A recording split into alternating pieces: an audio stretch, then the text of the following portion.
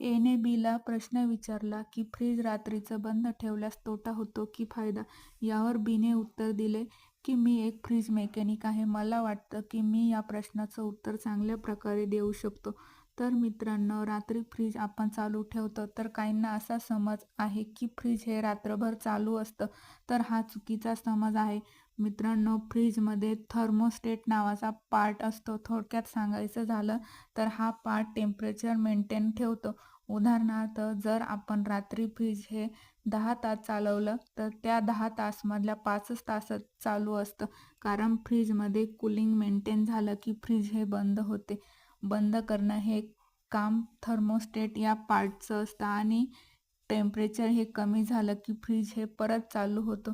अशा प्रकारे ही प्रक्रिया फ्रीजमध्ये सारखी चालू असते. त्यामुळे फ्रीज हे रात्रभर चालू ठेवलं तरी काही अडचण नाही. असेच व्हिडिओ बघण्यासाठी चॅनलला लाईक आणि सबस्क्राईब